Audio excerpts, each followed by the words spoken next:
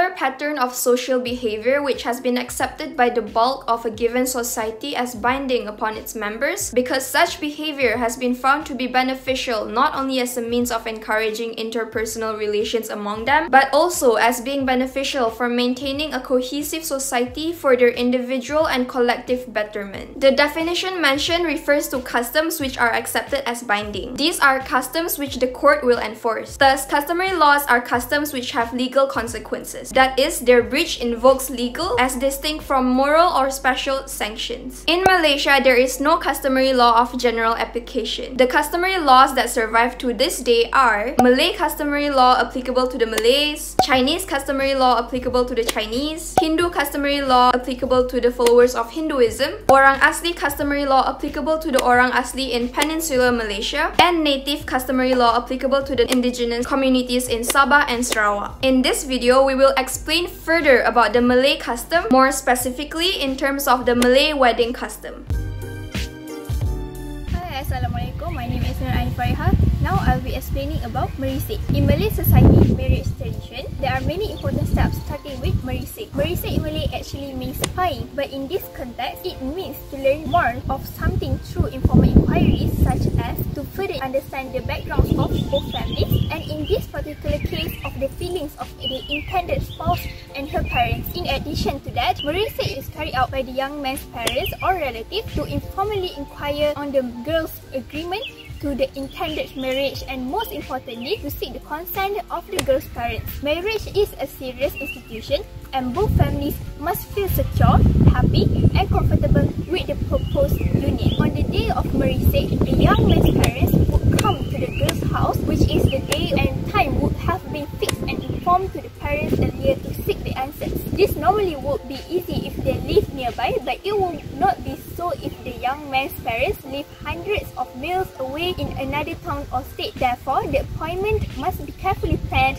and fixed for the travel required. And if it is too cumbersome, the man's parents sometimes delegate the matter to the uncle or relative who live nearer to the girl's home. The merisik is usually carried out in a jovial and friendly tone, all parties smiling all the time. After the preliminaries of introduction and drinking of tea or coffee or some light snacks, the session normally starts by a young man's father or mother speaking slowly and guardedly, sometimes in parables and metaphorical language, but nowadays mostly in plain language, something like this. We have come today with a wish and hope to build the steps of a mouse, meaning to do something good. We know that there is a beautiful flower in this house and that we desire to pluck her for our bee at home. He has made known his desire and interest in the flower, and it is our hope that this wish would be fulfilled. Upon hearing the intention said, the normal response said by the girl's parents would be to thank them for the interest shown and to ask for a few days to consider the proposal, giving the reason that they have to consult and obtain approval from their kin. It is sometimes customary for the parents of the girl to pretend to consult her first. Nowadays, however, since the answer is a foregone conclusion, the girl's parents will reply straight away saying that they are glad to give their consent, though it is also sometimes said in the roundabout metaphorical way. Once agreed on the marriage proposal, then both sides will proceed to discuss the next stage of customary practice before the wedding proper, which is the pertunangan or the traditional engagement ceremony or betrothal ceremony. Discussion will focus on fixing the appropriate day to hold the pertunangan, the amount of dowry for the bride and the grey gift known as dulang hantaran to bring along the traditional engagement ceremony. Once all these matters have been agreed and resolved, both sides will go back and plan on the necessary preparation.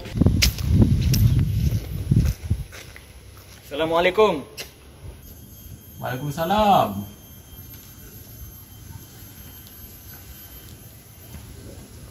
Cepat masuk. Gabah. Baik.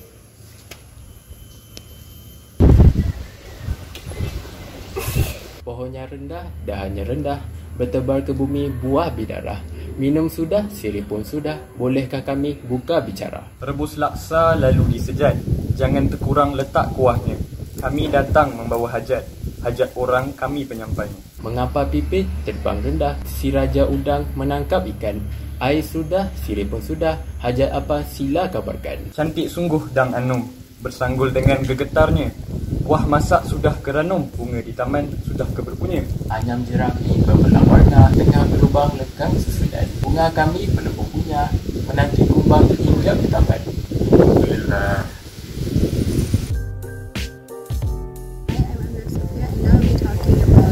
The next set of the Merisi is Bertunang. Bertunang is for men to express their desire to marry a woman. The engagement ceremony is divided into two parts, pre-ceremony and the ceremony. So before the ceremony, both families will be discussing on a few factors. The first one is the date of engagement. The second one is the total cost of jumlah hantaran. Either both will be providing the same amount of money, the cost of dowry with some side gifts, and extra delivery expenses excluding dowry and nikah wages, which are the dowry that are not mentioned in the engagement. After that, there's the engagement ring, gift from the male side, the person that will be representing the bride, the number of guests from the groom side of the family. So the parents of the bride, imam, head of the village and female's heir will be at the discussion room, while some of the bride's family will be in the house compound to greet the groom's entourage upon entering the discussion room. All the gifts will be put at the center of the room, though it is usually put beside the groom's gift. Gifts will be arranged in a certain manner, which are tepat sirih, followed by sirih junjung, then the engagement ring, dowry, and last but not least, the gifts. Each gift from the groom's side is used to symbolize a harmonious marriage. The ring symbolizes the strong bond between the couple, while the dowry is a responsibility that the husband has to fulfill. Sirih junjung as the groom's humbleness to engage the bride. The completion of the tepat sirih represents the hardships of the marriage life. However, one thing that should be taken into account is that engagement is not a license to associate freely. Behaviors such as going out together, to the shopping complex, eating together, and so on are strictly prohibited. This is because engaged men and women are still considered strangers. Yang sesuai untuk majlis pertunangan anak kami. Saya fikir pada 13 November sangatlah sesuai kerana ia jatuh pada hari Jumaat dan ia juga merupakan cuti awal. Wang hantaran anak kami ni berapa? Saya rasa RM10,000 sebab anak saya ni dia anak HND, dia mempunyai masters. Untuk saiz jadi manis anak kamu, saiz dia berapa ya? Sedangkan kita nak beli cincin. Dia saiz 16 tapi dia punya masters sebab untuk bilangan anak hantaran, saya fikir sesuai 5 dan 7. Adakah kamu semua setuju? Kita dah setuju mana ni? Alright. Terima kasih.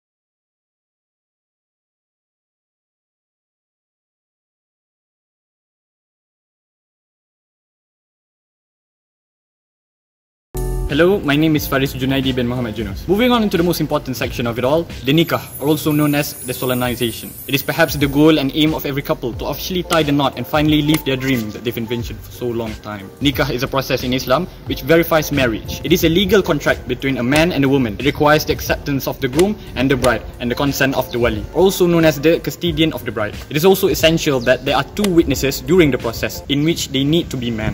Lastly, and the most prominent part of the ceremony is the akad nikah. The akad nikah is also divided into two parts, which first being the ijab, where it is the statement from the wali where he officially states the giving of his daughter to the groom, and the second being the qabul, where the groom officially states that he accepts the wali's daughter to be his wife. Furthermore, mas kahwin or mahar, which is a monetary obligation that must be paid by the groom to the bride in order for the marriage to be valid. The rate differs from states to states. For instance, the mas kahwin in Selangor is RM300, whereas in Johor it is only RM22.50. It usually ends with an atmosphere of gratefulness and celebratory as the audience has just witnessed a mosque being built and the couple has officially been married, meaning that they can finally be together, hopefully for an eternity.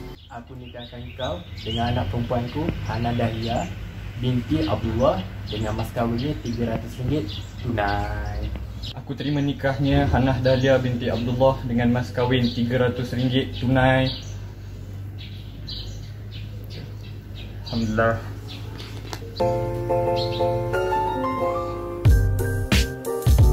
My name is Zaraki bin Zakaria and I will be explaining about bersanding. Bersanding is the last and one of the most important steps in Malay society marriage tradition. The marriage ceremony will not be complete if the bride and the groom did not complete the process. The meaning of bersanding is side by side. But in Malay society marriage tradition, it means that the bride and the groom will sit side by side on a pelamin that has been beautifully decorated. The right time to bersanding is at noon, when the marriage ceremony is at the peak. The bersanding ceremony will be first held at the groom house. There are two stages for bersanding. Bersanding after akad nikah and bersanding in the groom house. The first step is bersanding after akad nikah. After akad nikah, a simple persandingan will be held whether in a mosque or in the bride house, and the guests will only be the family members and friends. Meanwhile, for the second day, the real ceremony will be held and is the second step for the marriage ceremony. Bersanding in the groom house. The groom will wear traditional Melayu clothes such as longkok, samping and keris. The groom will be marching to the bride house while walking. It will be followed by salawat and pukulan rebana. After the groom arrive at the bride house, they will stop at about 10 meters from the bride house. After the rombongan arrive, silat pulut will be presented in front of the bride and groom. After that, the groom will be led into the bride house and one representative will salawat for 3 times as a sign of respect before the groom goes into the bride house. While bersanding, the bride and groom's mother will do an adab swap. The bride mother will hold rice using 2 fingers and put it into the bride mouth. The same thing also happened to the groom. After that, the ceremony will be continued with the adab merenjis. They believe that this custom will cleanse the bride and groom soul from filth. The items that will be used for this ceremony are rose water, potpourri, and turmeric rice. Firstly, the bride and groom's parents will sprinkle rose water and turmeric rice on both the bride and groom's body. And the ceremony ended when their parents put a little bit of potpourri on the bride and groom hands.